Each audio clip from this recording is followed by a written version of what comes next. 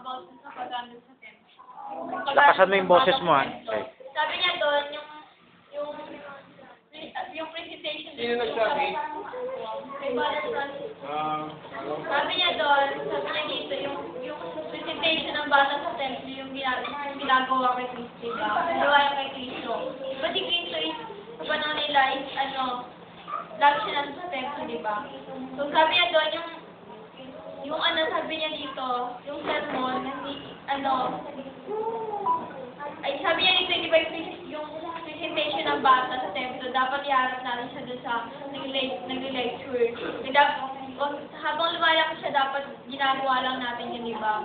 So, dapat, kasi di ba tayo nagbibigay ng katigasan ng ulo dun sa bata. Sabi niya doon, di ba, kasi di ba, habang lumalaki siya, dapat pinapatutok natin siya doon sa nag-lecture. Pero di ba, yung iba ginagawa nila is nakatalikod yung bata, nilalaro nila, di ba? So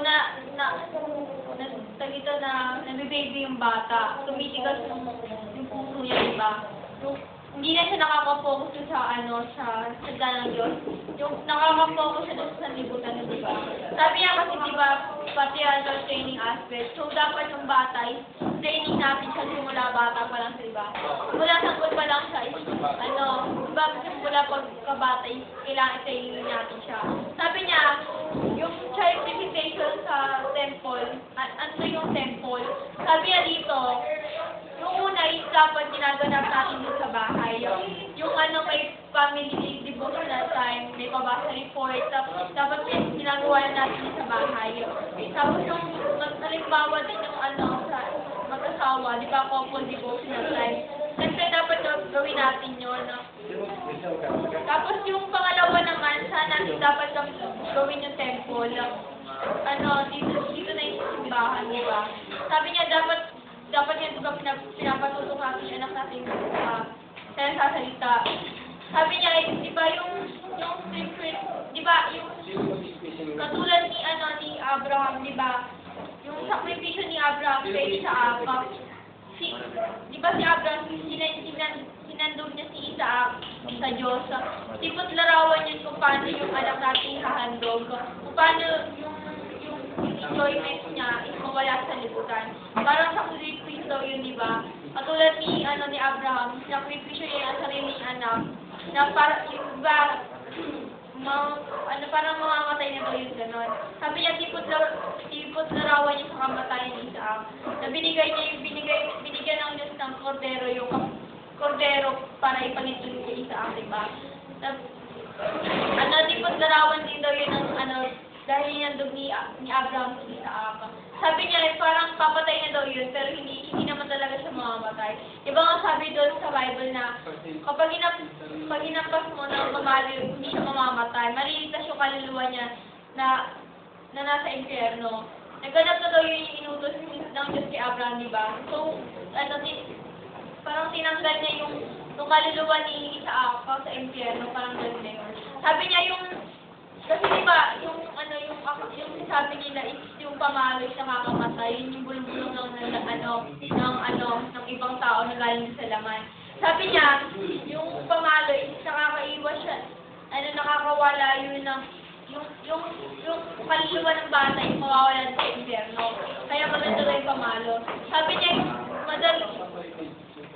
niya, diba, meron nga defensive saka offensive. Sabi niya dito yung offensive, ito yung isang utos mo pa lang, pag hindi siya nakinig, ipapaluin mo. Pero yung defensive, yun yung mali. Kasi defensive is yung uutosan mo siya pag hindi siya nakinig, papabayaan mo lang. Parang, ikikip-kip mo lang yung galit mo. Parang iipunin mo lang na iipunin. Tapos pag napuno ka, doon ka lang, hindi mo lang siya papaluin. So, mali yun. Hindi yun dapat na gawin malos. Dapat kapag isang pagkakamali niya pa lang, ipaluin mo na siya. Para alam niya kung ano ginawa niyang mali. So, sabi niya, yung pamalos may anointing siya, di ba? Kasi, di ba sa libutan is, yung ginagawa nga nila, kinikim-kim nila, di ba? Yung decor ng Diablo sa libutan. Di ba, wag daw natin silihin yung anak natin na na ano, kung bakit ganun yung ano yung puso niya, kung bakit hindi siya sumusunod. Kasi tayo mismo yung nagtanong sa kanya kung bakit naging ganun siya. Kasi dapat mula bata pa lang siya, ano, dapat tinaining na natin siya. Sabi niya doon, di ba, train up on her and when he goes, he will not, from it yun. Sabi niya doon, di ba, ano, hindi pa daw niya gusto, kunyari, inutusan ko siya na mag-report dito sa unan, pero hindi niya pa kaya. Parang tuloy-tuloy mo lang daw yung training mo, di ba, sabi nga doon sa Proverbs 22:6 na train up a child. So, dapat, ano daw yung dapat natin ipamuhay doon? Sabi niya, di ba, ipa-report mo sa kanya yun, para habang tumagal yung panahon, kusa niya nang gagawin yun, hindi mo na siya kailangan utusan. Yun. So, sabi niya pa dito, di ba, yung pamalo, ano, ay sabi niya dito, yung, di ba yung kamangmangan isa babalot sa puso ng isang bata. So, yun nga yun, di ba, ano, pag remaining mo siya, is kung saan na siya dito magre-report sa unahan. Tapos sabi niya pa dito, ay nakalagay sa Proverbs 22:15 na, tapos sabi niya, di ba, pag yung anak mo is may naliligaw na sa kanya, ano, dito, di ba sa panahon noon, yung lalaki is, ano, nabibigay pa siya ng, ano, ng lupain din sa magulang ng babae para lang makuha niya yung babae. Ganun. Nung humingi niya pa yung kamay ng mga magulang ng babae para lang payagan. Pero ngayon iba is hindi na. Tapos yung schedule din yun about din niya sa SCM, di ba? Di ba si Jacob sa si Lea is, ano, may pilitan din sila. Sabi niya dito, hindi tayo magtatagumpay kung hindi tayo magtutuan, di ba? Sabi niya, ibig sabihin, para magtagumpay tayo sa STM, sa PTA, dapat magpaalalahan tayo sa bago.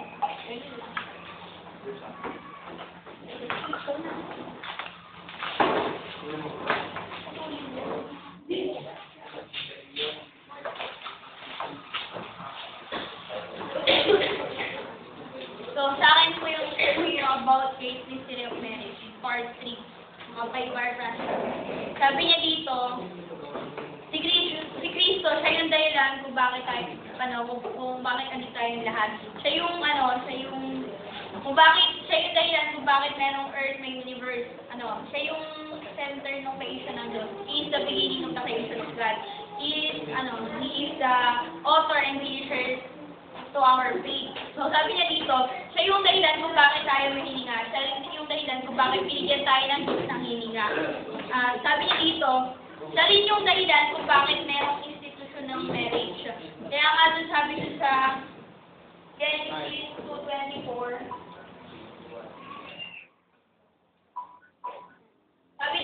sabi dyan na, therefore shall a man leave his father and his mother, and shall give unto his wife, and they shall be one flesh. Sabi niya dito, sabihin, yung lalaki, iiwanan niya yung kanyang ama at ina para dun sa kanyang mapapangasawa, para maging isa sila. Diba, sa time nila Adam and Eve, iisa sila. Spiritually iisa sila, kasi diba, tao pa rin naman siya. So sabi din dun sa Ephesians 5:25-27, sabi niya dito, husband, love your wife, even as Christ also loves the church and gave himself for it. So, sabi niya dito, si Cristo, siya yung type ng lalaki, Cristo type siya ng lalaki. Ulit ba?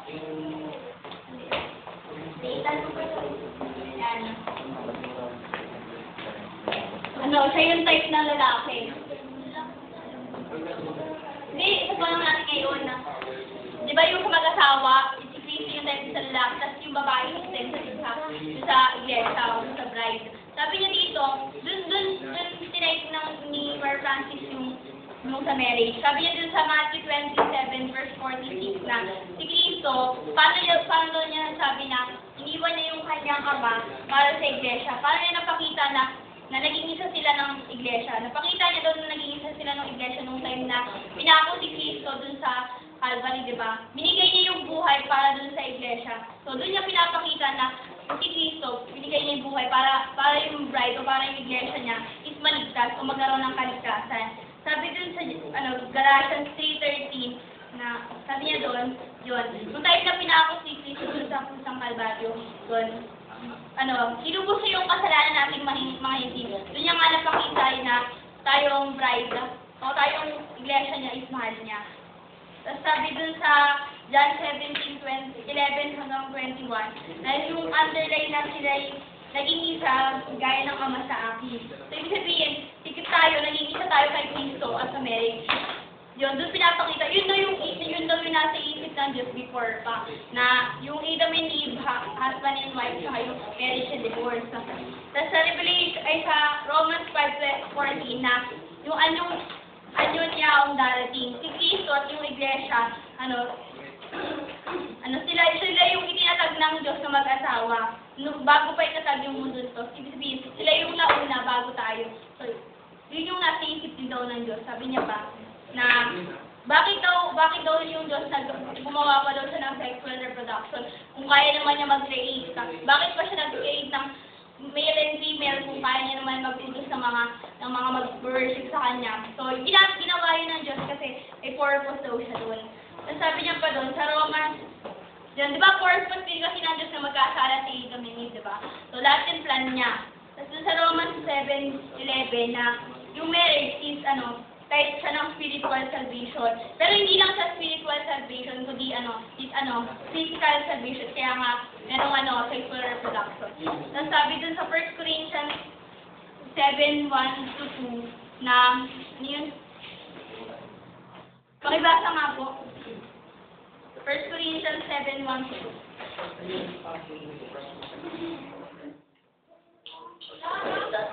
Second, 1 Corinthians 7:1-2. At tungkol sa mga bagay na isinulat ninyo sa akin, mabuti sa lalaki huwag umipot sa babae. Dapat dahil sa mga kakiyaki, ang bawat lalaki ay magkaroon ng kanyang sariling asawa. At bawat babae ay magkaroon ng kanyang sariling asawa. Yun. Sinabi ni Bar Francis yung word na fornication. So, para maiwasan daw natin yung fornication, ginagamit yung marriage. Kasi di ba, napupunta na sa mali. Yung iba nag-aasawa na sila, pero hindi pa sila kinakasala. So, nagkakaroon na ng bunga. So, sabi niya pa dito, mauulit lang din daw yung nangyari doon sa Garden of Eden na si Eve, nagkaroon siya ng anak doon sa serpent.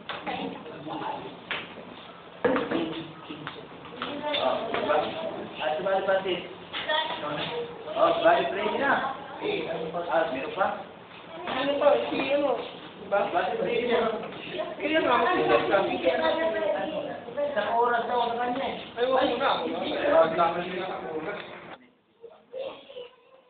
Yung i-share ko po yung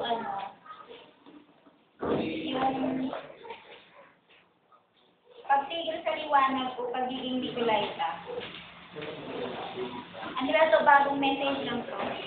Sabi dito ni Father Francis, sabi niya, pag nag-stop sa walking in the light, ibig sabihin, hindi mo mapakinabangan ang dami mong alam katulad ng salitang, dong kung titigil ka. Ano to ba? Tama to, yung word? Dong kung dang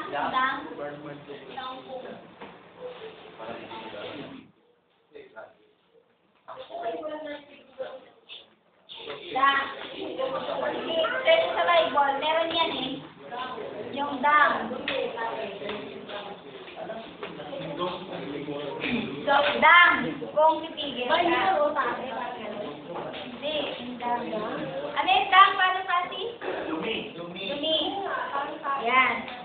So, sabi dito, yung title dito, dang, pagtigil sa liwanag o pagiging Nicolaita, sabi niya. Tapos, para ka na lang tumigil sa wilderness, sabi niya. Para ka na rin mga tao na na-convert na lang sa isang grupo na nagkaroon na lang ng loyalty sa ibang grupo. Tumigil ka sa pagka-Berean, sabi niya. Sabi niya, Berean lang siya, doon lang sa grupo niya, pero pag na-convert na siya sa iba, tigil na yung pagka-Berean niya. Kasi, loyalty na lang ng grupo ang nangyari. So, sabi niya, So it doesn't matter kung alam mo ay mababaw o malalim. Sabi niya, walang magkakaiba kung mababaw o malalim. Sabi niya, kahit na real time, alam mo lahat ng tama, pag tumigil ka sa paglakad, nagiging dam ka na. So, ibig sabihin, ang tawag sa'yo, pag tumigil ka sa paglakad, ibig sabihin, dam ka na lang. Diyan ka na lang.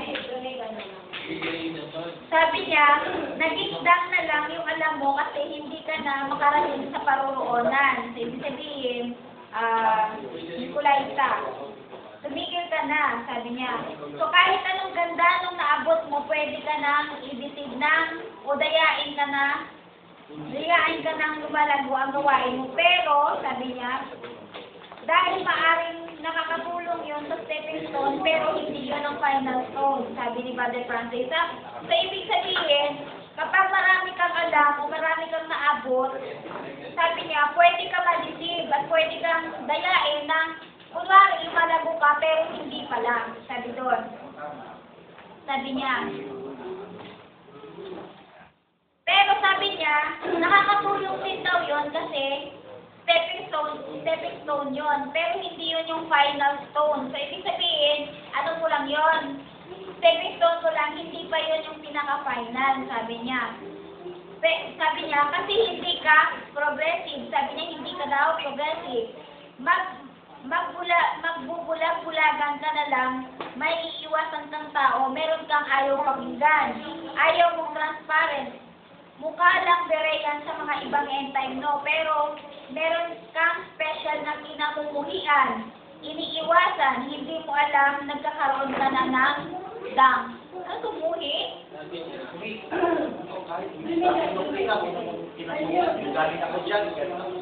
So parang puhi, lumalabas puhi. Sabi niya. Sabi niya pa, so gusto kong ipaunawa yung sinasabi ni Paul na tinuring kong dam, maaring sa time ni Paul, parang walang kwenta, pero yan ay emotional response. Sabi niya, it does not necessarily, ang paliwanag ko yan, ang abot ni Paul. Pero sa pananalita ni Paul, may mga indikasyon na maaring tumigil sa paglakad. Galit siya. Makibuksan nga po Galatians 3:13. Sabi niya sa Galatians 3:13, itong statement, sumpain ang, para hindi matuloy. Sumpain, hindi nagpapatuloy sa lahat ng bagay, inanamili pala, ayun. Sa English, sabi ni Brother Francis first yun. Is anyone that don't continue it, nagpapatuloy. Sa Tagalog natin, nananatili. So sabi niya, continue it na may mga kataga si Paul na kailangan maging progressive. Ano yun sa 1 Corinthians? At ano?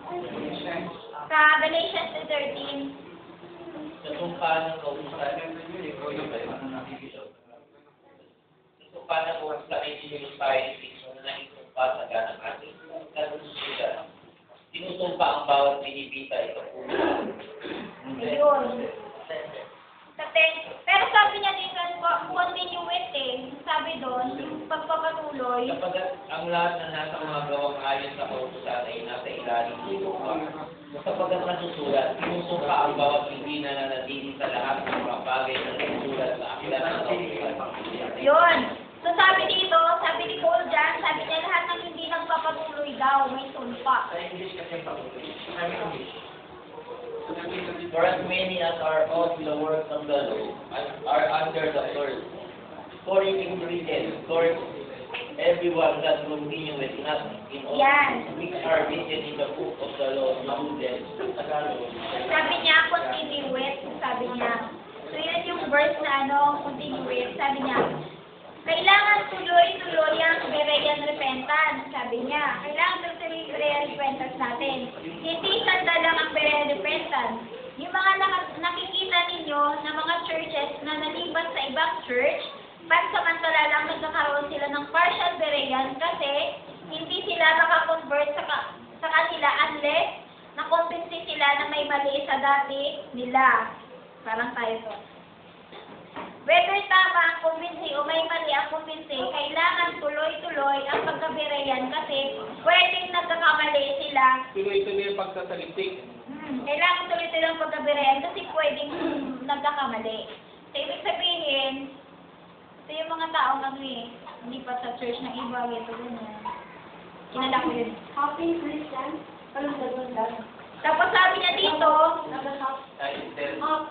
Sir Ann, ang mali dyan, hindi yan totally mali. Ang tao, ang mali dyan, yung kapos. Meron siya kapos. Tapos ng sabi sa Bible, yung kakulangan ng aral ay kamatayan. pero sabi niya, pag tuloy-tuloy daw yung pagkabirayan, yun. Sabi dito, maaaring may puntos yan, hindi ka pwedeng magsara. Yan yung master key ngayon, sabi niya. Sino yung sabi? May series si Sister Lisa. Teka, sister, sino nagsabi pala niyan? 7 minutes. Mamaya ka magtatanong, pwede mo tanong. Ilang minutes ba kayo sa? 5 minutes Ngayon na sa'yo. yung tanong ngayon. Magtanong na 5 minutes sa'yo. Kunti lang ba Kailangan yung parang tanong? ipa niya ang sagot ha. Diba? Nagpapatuloy ka naman, Cristiano ka kasi Lapit ka rito para ma-record. may na-observe ako sa mga bata, yung mga bata natin, kaya nilang magturo eh. Diba si Dave? May na-observe ako sa kanya, pinabili ko siya, tapos sinabi ko rin pag abot na sa akin, sorry, talaga bumalik ka, ibigay mo sa akin ng maayos. Sabi ko, saan mo natutunan yan? Nakita niya sa ating mga leader. Na pag inaalam, hinahagis na rin. Sabi ko, kaya yun kasi yung mga karatista yun eh. Hinahagis niya rin, pag inutusan mo siya, gagawin niya rin. Sino gumagawa niyan? Sino Nakita niya sa atin. Oo, ayoko na mag-mention. Kasi nahagis niya yun eh. Nahagis niya rin sa akin ko, ulitin mo, ayoko ibigay kasi basta yun. Francis lang mga nag-ahagis eh. Kaya nga, Kaya inutusan, na-adapt na yung basta sa hinahagis pag inutusan. Pero Francis kasi, kahit ito hinahagis. Hindi niya sabi ko, si Brother Francis Carapin sa'yo kung may kailangan sa ganun. Hindi na dapat kumain sa ganun. Sabi ko sa kanila. Yan, si Brother Francis. Ay, hindi. Pero siguro sa akin may mahal. Yes, to be Okay, teka. Tuloy tumatakbo. Sige, Sige, tuloy ko. O Sister Lisa. Ikaw na din. O sige, ubus yung 5 minutes. Okay, sige. Sabi pa dito, sabi niya, yung master key pagkabirayan. Kaya kailangan natin ng term kasi hirap ipaliwanag kung walang term. Sabi niya, kaya mong ipaliwanag, isang nabukad na paragraph. Sabi niya, si Brother God, meron isang malaking paragraph tungkol lang sa related sa pagkabirayan. Ito yung dapat na attitude, ganyan-ganyan. Ngayon meron tayong isang word, mabilis natin ma-identify. So, ibig sabihin yung word na birayan, mabilis natin ma-identify kasi merong term. Sabi niya, bakit kailangan ma-identify? Question mark. Kailangan makuha niyo ang master key, yung pinakamahalaga sa lahat. So, ma-apply rin yung word na dang, hindi siya walang kwenta, sabi niya. Alam mo ba sa Galatians, parang magkalaban kung ang ibig sabihin ni Pablo yung natutunan mo dati, walang kwenta, bakit sabi ni Pablo, schoolmaster, sabi niya. Hanapin, ayun, wala na yun. Tapos sabi dito,